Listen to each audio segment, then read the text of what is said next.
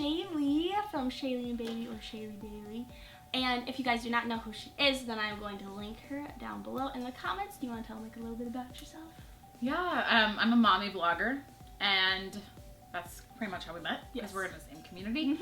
But I've started doing more music covers. I do like some fitness videos, or like what I eat in a day kind of videos, and body positivity. So there's all kinds of random stuff on my channel. And then we're actually going to be doing a video together on her channel, which is going to be a cover song, which a lot of you guys are constantly bugging me to do more music. So here you go. Yes, I'm so Doing a excited. song Her with voice her. is so pretty. You guys have to watch it. Thank you. And her voice is gorgeous. Like, if you've not heard her sing it, you need to go and watch it now.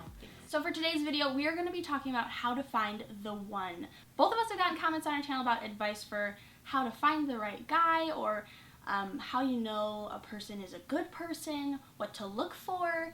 And so we thought that this would be a good video to do, because we do have a lot of viewers that are not married yet, or are not in like the dating scene quite yet, or trying to get into it and just don't know kind of where to start.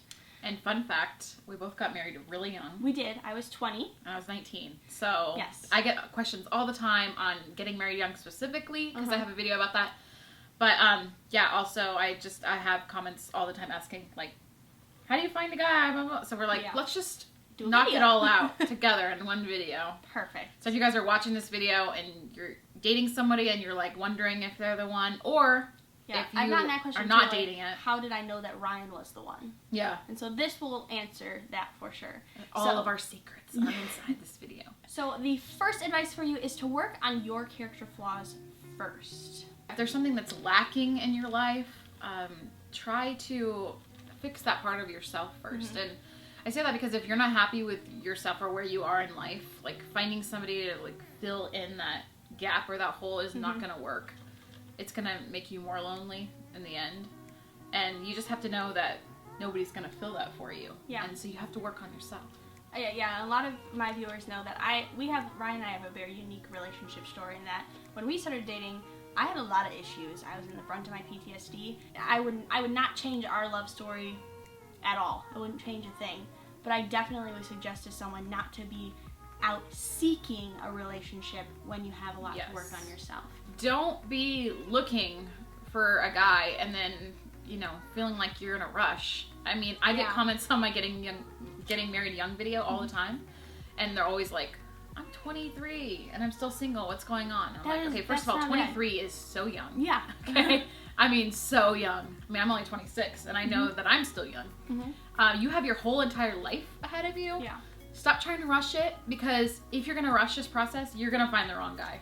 There is no right age in my mind for marriage. Every person is different. Everyone walks a different path. Journey. Yep. Yeah. So definitely don't feel like, oh, you know, I missed my window, which means I'm not ever going to find love. That's not true. we wrote these like so late at night. You don't even know, you guys. We're like, what are our tips? Let's write these down. Number 2 is close your legs. Okay. Do I have to explain this one? I think we should expand on it a little bit. Okay. And mainly because not everyone has the same beliefs as Shaylee and I. We do believe that sex is for marriage, but there is a lot more to this that can tell you about a guy than just like the pure religion side of it.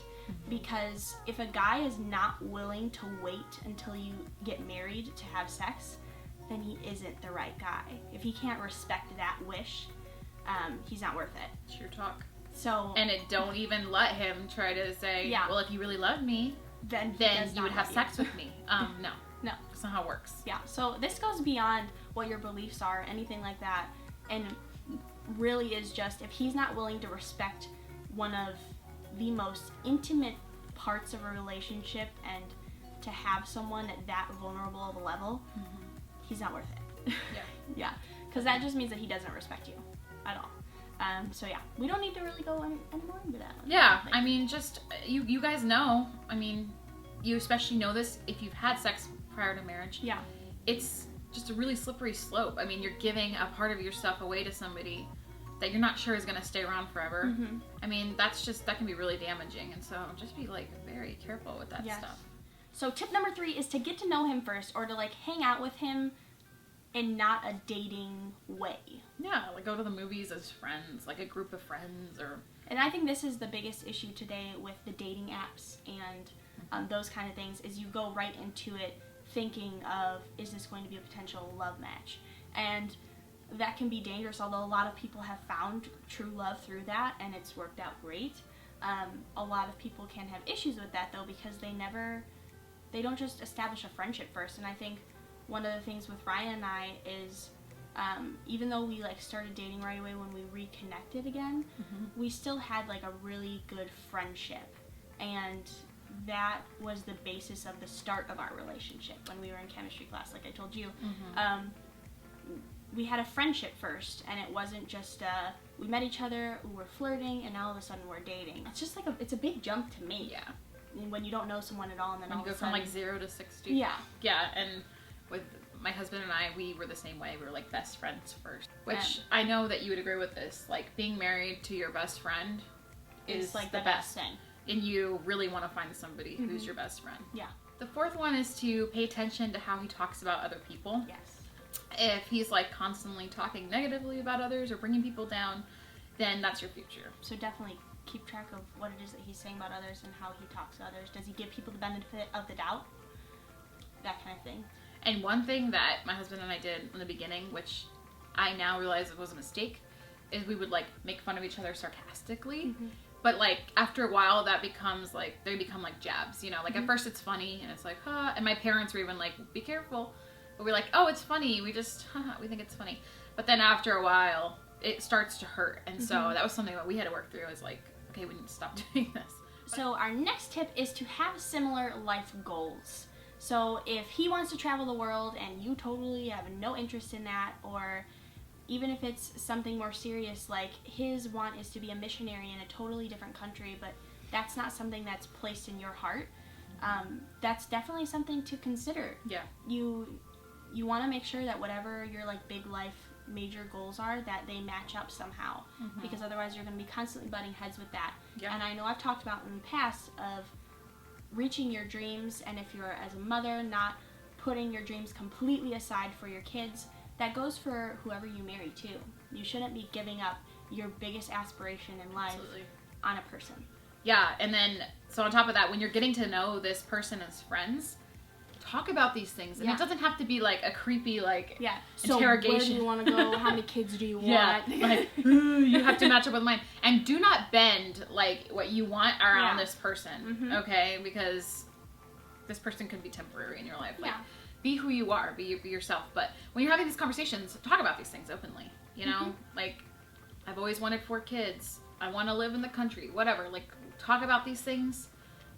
This will help you. These conversations will help you decide if this is a person that you should be spending your life with. Yeah, and there are smaller things that you guys may clash on, and that's normal. Yeah. But like big things, like I said, if someone wants to live in a totally different country, or someone wants a bazillion kids and you don't want any kids, that can be a lot. I've seen that take a big toll on marriages before with the kids thing. And don't like believe the lie of like, well, love will get you through anything. No. It won't. Well, it won't. You fall in love, you know, through the process of dating, but you have to work to stay in love. No. It doesn't just stay there. You're It does not not in come that, naturally. Yeah, you're not in that whole like lovey-dovey stage your entire marriage. After you get past that first, you know, year or whatever of just being totally infatuated with each other, and then obviously like the honeymoon stage too, then you really got to work through things, and that's when those type of things start really taking a toll. Yeah. Okay, so the 6th tip is to ask your family and your friends which characteristics of a man they think you should date. Is that what it was? Yeah, okay. kind of.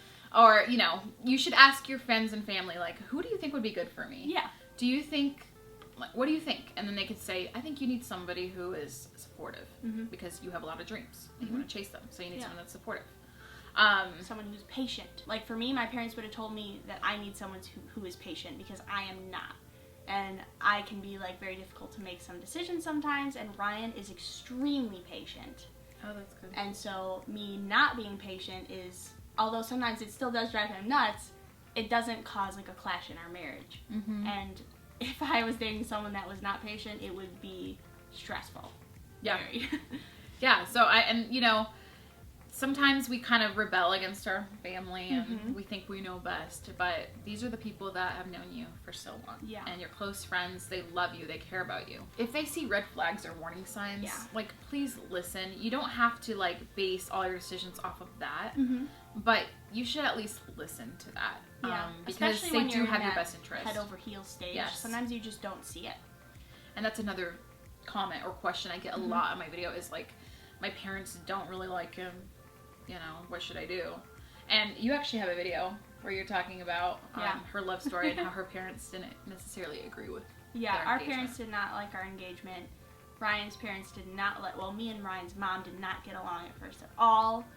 And it was a very long process to get to where we are now, which if you watch our vlogs, then you know, like, we're super close with both sides of our family. Ryan's mom and I have no issues at all. We laugh about the past, though we did not laugh then. And I think, honestly, like, your outcome is pretty rare. There was a lot of leadership and self-help books, a lot of getting around the right people, a lot of mentorship, a lot of praying, a lot of just, and not praying for me in the beginning because I was an atheist when we first started dating. It was a long process, and it's not normal. Although I'm so happy that we are where we are now. I don't want people to ever look at our relationship and be like, well, you know, they made it, so that means anyone else can make it. Doesn't mean you can't. Doesn't mean you can't. But you definitely have to look at your own individual story and figure out if this is something that's going to work or not. So number 7 is to look in places that you would expect to find the qualities that you're looking for. So if you want someone that's really caring, maybe that's going to a soup kitchen and putting in your own time as a caring person, helping the homeless, and maybe you might find love there. Although Shaylee and I don't really recommend, like, crazily searching for love. Yeah. A lot of, like, most of the time it comes when you don't expect it. Yeah. And so I think this might have to do with, like, the first thing, which is just kind of like, be you. Just be you. Do you, boo. Yeah, and if you're doing the things that you love, then you're going to be more apt to find someone that also loves those same things. Exactly. So, for example, for my marriage, I met my husband at worship school, worship ministry school. We both wanted to be worship pastors. We met each other there. That's a big and now we're worship aspiration. pastors together. So, that's a good example. Definitely. I met my husband at high school, so. You don't count because everybody has to go to high school. The last one is to mentor with somebody that has a relationship that you value.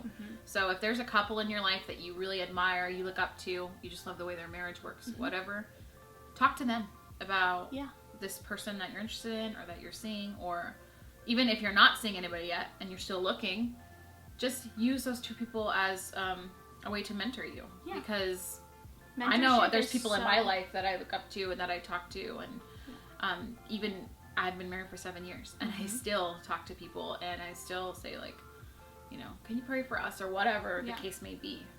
It's mentorship important. is such an undervalued thing in our society. It really is. One of the biggest things that Ryan and I always remembered is never take advice from someone who's not where you want to be. A lot of times people flock to the first, like, their closest person for advice, but that person may not. They may, like, try and give you advice that could sound good, but if they themselves don't have the results that you want, that's not the person you should be taking advice from. Even if that person is someone that you really love and respect, that doesn't necessarily mean that they're the person that you should be listening to with certain areas of your life. So look for the person that has really good finances and ask them for advice. Look for the person that has a really good relationship and ask them for advice. Whatever it is, mentorship is such a big thing, and that really helped Ryan and I. So that's it for this video, guys. We hope that you enjoyed it and that you got some really good tips on finding the perfect one. Not perfect. Nobody's perfect. That is one thing we should have mentioned. Yes. Nobody is perfect. Do not look for perfection. If you are one of those people that is a list person and you're making a list of your perfect guy, don't make it realistic. You know, if you're going to make a list, make it realistic. Remember that not every box on your list is going to get checked off. It's not. No. Perfection is something that you will only find in one, and it's not anyone on this earth. Currently on this earth. So, we hope that you guys enjoyed today's video. If you did, make sure you give it a big thumbs up. Don't forget to go over to Shaylee's channel and check out our cover song together, and hopefully we can see each other again in the future soon and do more. Thanks for having me on your channel. You're welcome. No, I will see you guys next week. Bye. Bye.